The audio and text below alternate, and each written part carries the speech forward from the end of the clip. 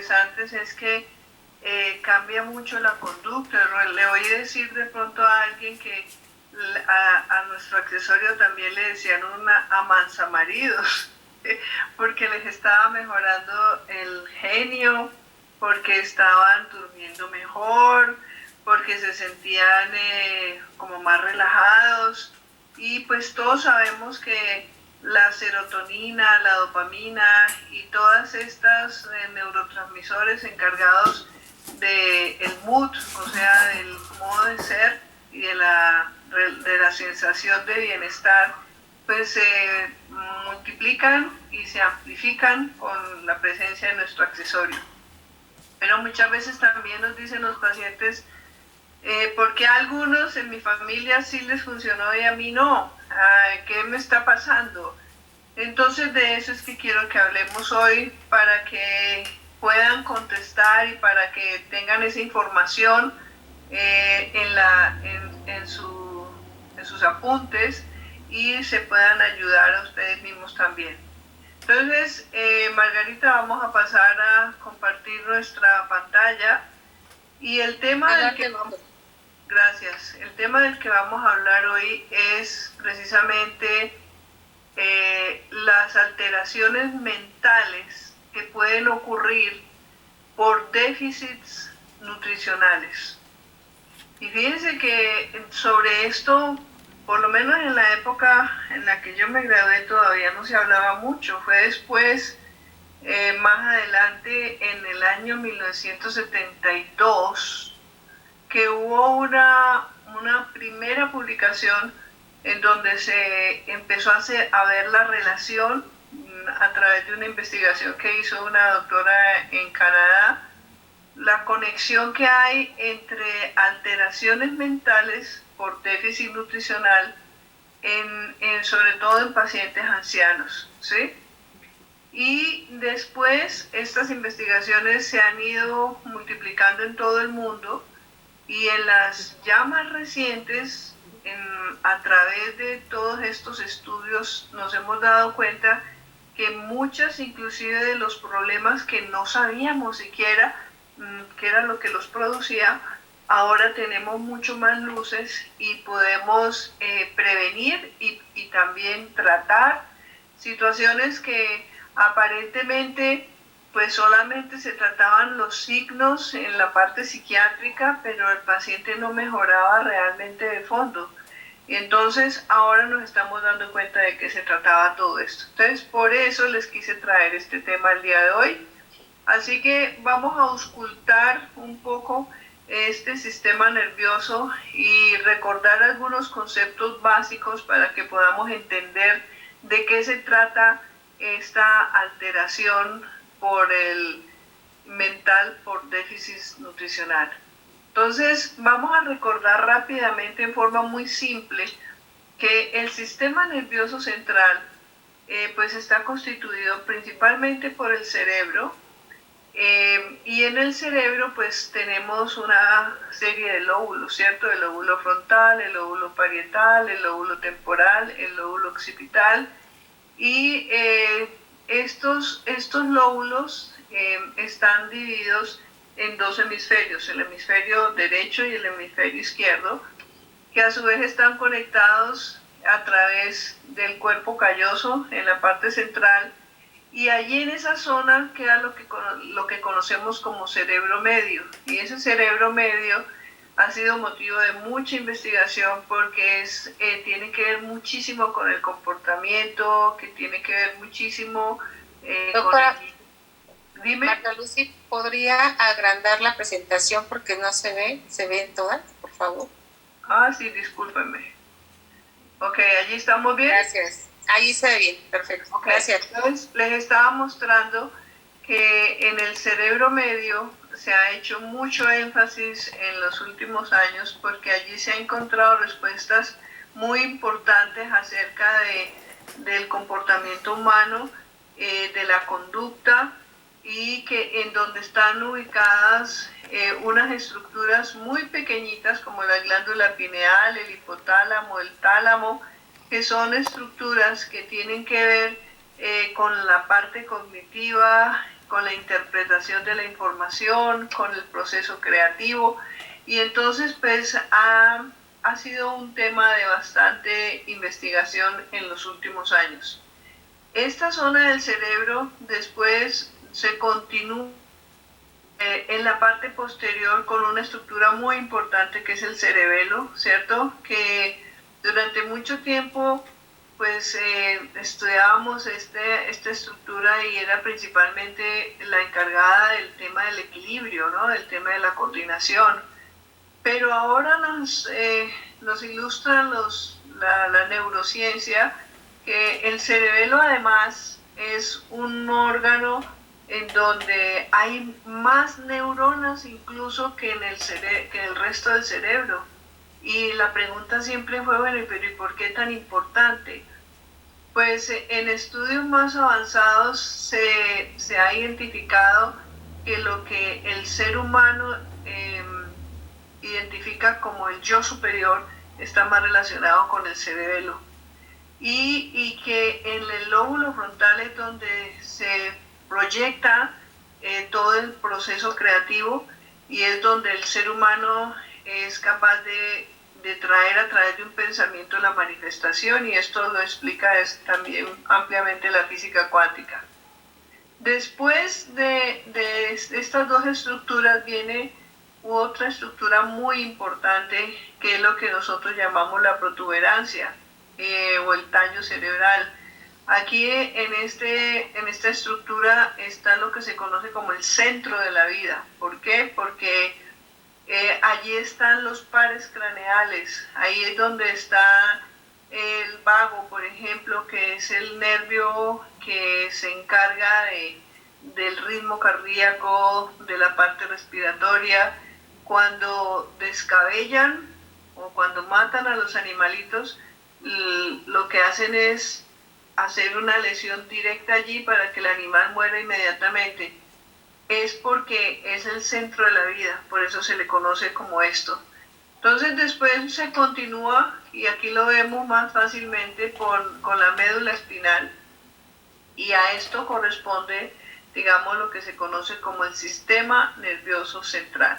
Bueno, entonces la médula espinal se extiende a lo largo de la columna vertebral hasta la región lumbar, y a los lados de ella nacen los nervios que van a inervar los miembros superiores, el tórax, el abdomen y los miembros inferiores. Entonces, básicamente, pues el sistema nervioso empieza entonces a subdividirse aquí en el cuello, y las ramificaciones que están en la parte superior pues son las que se encargan de formar lo que conocemos como el plejo braquial, y este plejo braquial a su vez entonces inerva la zona del hombro, la parte posterior de espalda, y también llega a los miembros superiores desde C1, C2, C3, C4, C5, C6, C7 y T1.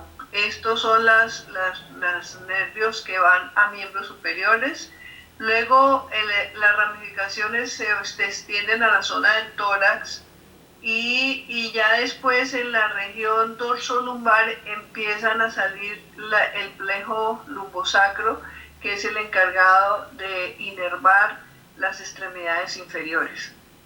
Este cableado de nervios que nacen de la columna o de la médula espinal, y que a partir de allí es que se da la información, es como un cableado eléctrico, y la información es la que nutre todos los órganos, todos los músculos, de tal manera que es como el cableado eléctrico. Cuando este cableado eléctrico tiene alguna falla en alguna parte de su recorrido, pues entonces empezamos a tener serios problemas de distinta índole dependiendo de la zona donde haya lesiones.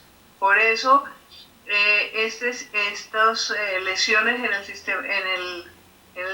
el sistema nervioso son tan importantes, porque pues nos afectan la parte sensorial, la parte motriz, pues el centro de la vida, la función del sistema digestivo a través del nervio vago, toda la parte de órganos, la visión, la audición, el gusto, todos los sentidos y los sentidos más especializados como la percepción y la intuición. Entonces, además de este sistema nervioso central y periférico, digamos que el sistema nervioso tiene un sistema que es conocido como el sistema nervioso autónomo. Y este sistema nervioso autónomo a su vez se divide en dos grandes ramas que son el sistema nervioso simpático y el parasimpático. Y los dos tienen funciones totalmente contrarias. Mientras que el sistema simpático es conocido como el sistema activador, el sistema parasimpático es el desactivador, ¿cierto? Entonces, por ejemplo, si el sistema simpático lo que hace es dilatar la pupila, el parasimpático la contrae. Pero si el parasimpático está inhibiendo la salivación, el otro la estimula. Y así sucesivamente, el aumento de la frecuencia cardíaca del simpático, el parasimpático la va disminuyendo, los bronquios, la liberación de glucosa, la actividad hepática, todos los órganos obedecen al sistema nervioso simpático para activar. O sea, por ejemplo, cuando un gato ve que lo está persiguiendo, un ratón ve que lo está persiguiendo un gato, pues inmediatamente aumenta la velocidad de movimiento de sus extremidades, y para que eso ocurra tiene que aumentar la frecuencia cardíaca y para que el corazón pueda bombear mucha sangre a las extremidades. Entonces, este proceso, cuando ya el ratoncito encuentra su cuevita para esconderse y se le escapó al gato, queda con la respiración jadeando, y esa actividad la movió el sistema simpático. Pero ya cuando empieza a quietarse y empieza a respirar nuevamente normal, el que hace esa operación es el sistema parasimpático y funciona muy parecido en el ser humano. ¿Por qué les quiero explicar bastante esto? Porque es que todas las funciones que tienen que ver con el ser humano, a medida que vamos entendiendo todo, nos vamos dando cuenta que es que nada está separado, que todo está conectado, todo con todo, que no podemos pensar que el intestino no tiene nada que ver con el cerebro, y antes es al contrario. Todos los órganos están tan inervados y tan conectados con todos los demás órganos que cualquier cosa que ocurre en uno de ellos, todos los demás entran en alerta, porque le avisan al cerebro lo que está ocurriendo, y el cerebro empieza a integrar la información para empezar a ver las estrategias para resolver la situación, ¿cierto? Entonces, para ello contamos con una red, un network impresionante de neuronas, que son la unidad o la célula, que es la unidad del sistema nervioso. Y estas neuronas, que durante mucho tiempo creímos que nacían y se acababan y no pasaba más nada con ellas, ahora ya la neurociencia nos cambió la información y nos dice que estas neuronas nacen, crecen, se reproducen y mueren y vuelven y nacen otras, ¿sí? O sea, se supone que en un promedio aproximadamente de 8 meses, todos transformamos nuestro sistema nervioso, porque las neuronas ya son otras nuevas, ¿sí?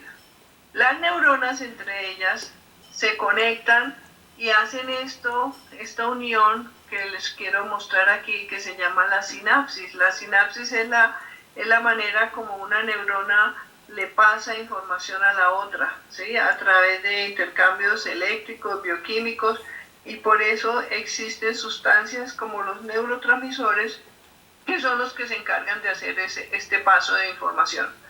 Entonces, a medida que la ciencia ha ido estudiando todo esto, pues se ha dado cuenta que definitivamente dentro de tantas cosas que hay que estudiar en el sistema nervioso, también la relación de la salud mental con la nutrición es clave, ¿sí? Y lo han estado observando de manera muy tangencial durante años, pero ahora ya en una relación muy específica, dándose cuenta qué alimentos le hacen mucho bien al sistema nervioso y cuáles no tanto, ¿sí? Cuáles están bloqueando esta información que debe moverse a través de toda la red de nervios, porque es una red eléctrica que en el momento es como el cableado de una ciudad, ¿cierto? Si hay una parte de la ciudad en donde hay un bloqueo, pues hay un gran apagón en ese sector. Pues exactamente lo mismo pasa con nuestra alimentación. En la medida que nosotros estamos entendiendo mucho más de cuáles son los aportes nutricionales que nos da cada uno de los alimentos, estamos entendiendo la necesidad tan importante de aprender más sobre nutrición para poder ayudar a nuestros pacientes y para poderlos orientar de tal manera que salgan de una manera realmente, digamos, definitiva de esos signos y síntomas que aliviándolos solamente con pastillas no nos estaban mejorando la causa del problema, ¿sí? Entonces, por esa razón, hoy en día pues está haciendo necesario que prácticamente todos los profesionales de la salud aprendamos más sobre este tema de la nutrición. Entonces, cuando empezamos a observar conductas como irritabilidad, como fatiga crónica, como depresión, como ataques de pánico, como problemas con el sueño, niños con déficit de atención, niños con hiperactividad, problemas de confusión, falta de memoria en los ancianos. Entonces, pues la ciencia empezó a decir, bueno, ¿y qué era lo que está pasando aquí? ¿Cierto? Porque una persona que era aparentemente tranquila, amable, de pronto se volvió agresivo o se volvió obsesivo y como que no logra tener paz. Y resulta que ya encontraron la conexión causa-efecto y eso es lo que quiero contarles.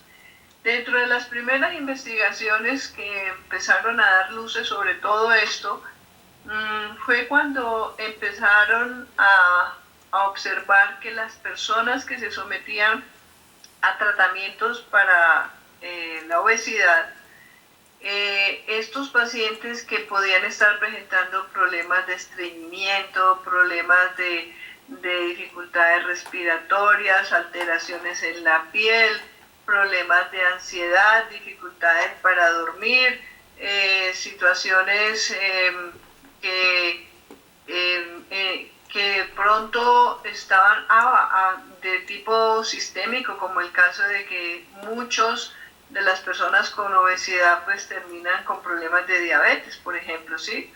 Entonces, en la medida que se empezó a tratar de una manera más científica el tema de la obesidad, pues resulta que los científicos empezaron a darse cuenta que muchos de los síntomas de los pacientes empezaron también a ceder.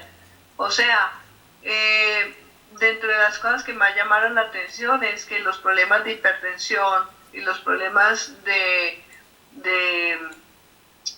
diabetes prácticamente desaparecen cuando la persona empieza a bajar de peso, ¿sí? Fuera de eso, su respiración, su ciclo respiratorio mejora. ¿Y qué pasa cuando una persona tiene sobrepeso? Pues que la respiración empieza a tener problemas cuando la persona está profundamente dormida, cuando está en lo que llamamos las frecuencias delta del electroencefalograma.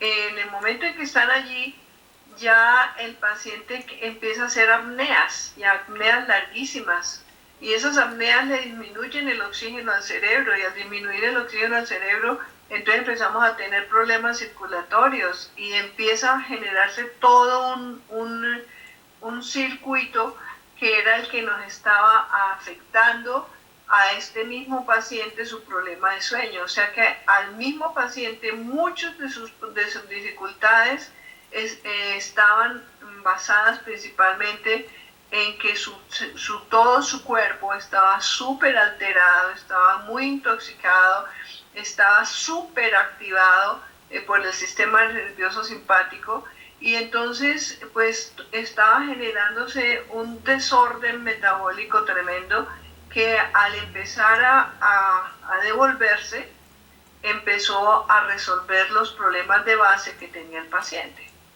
Entonces, cuando los científicos observaron eso, dijeron, wow, qué interesante, ¿no? O sea, vamos a mirar entonces más a fondo qué es lo que tienen ciertos alimentos que les quitamos y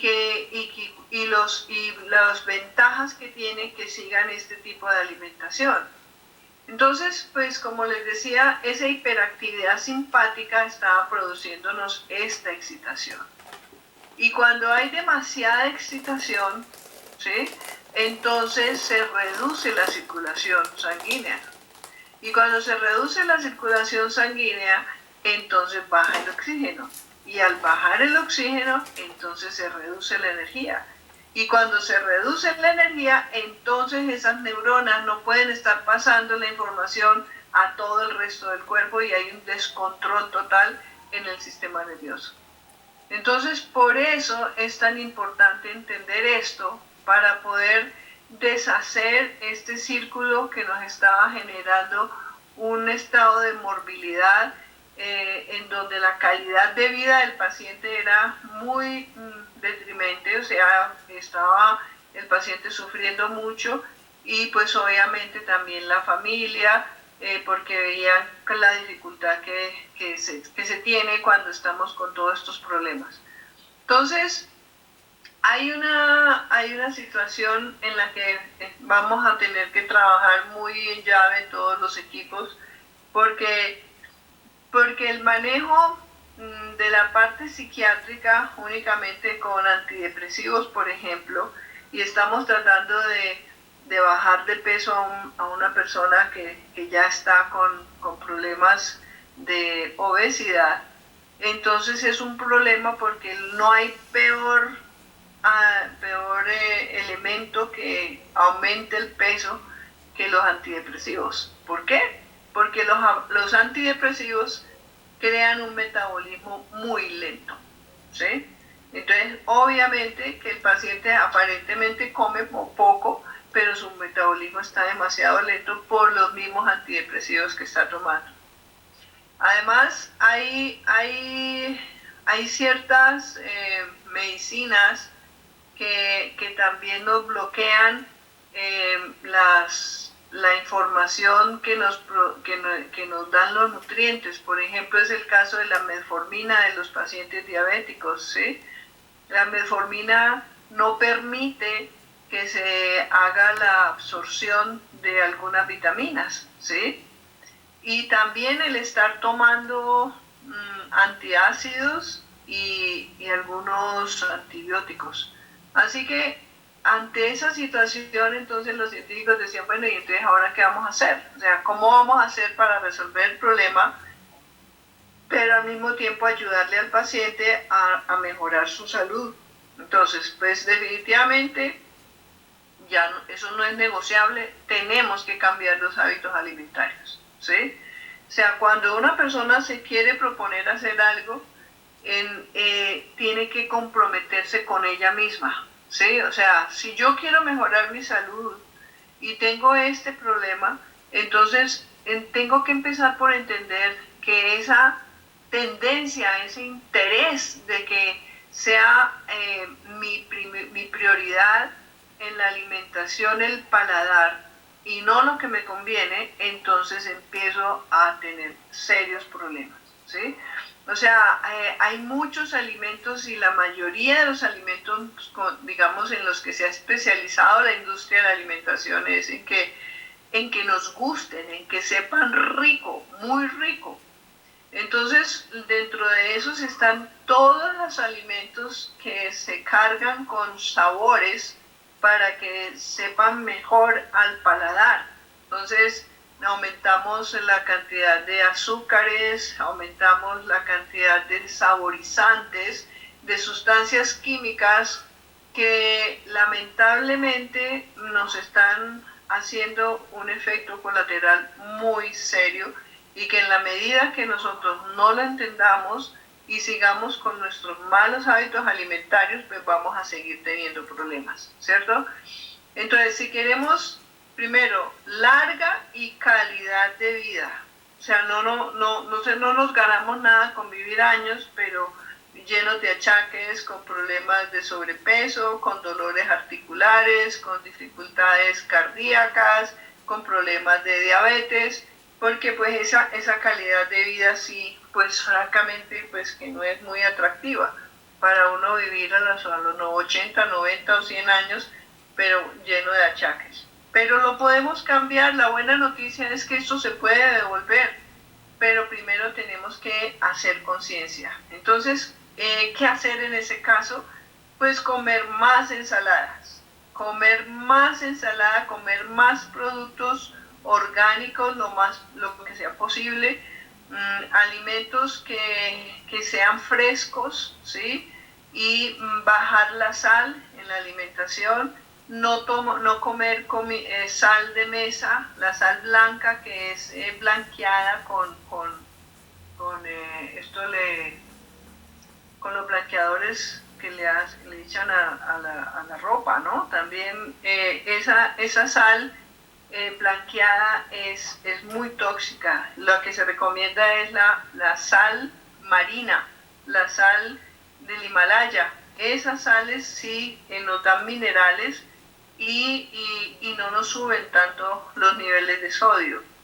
Hay que suspender los azúcares, sobre todo los azúcares que incluyendo los artificiales que están cargados de aspartame y también los cereales refinados, porque lamentablemente el arroz, la misma azúcar, los blanquean, ¿sí? Y ese proceso de refinación es también muy tóxico. Hay que disminuir las carnes rojas y básicamente dentro de esas carnes rojas el problema es que algunas de las vitaminas provienen de allí, pero las podemos suplir con carnes blancas y definitivamente de origen animal.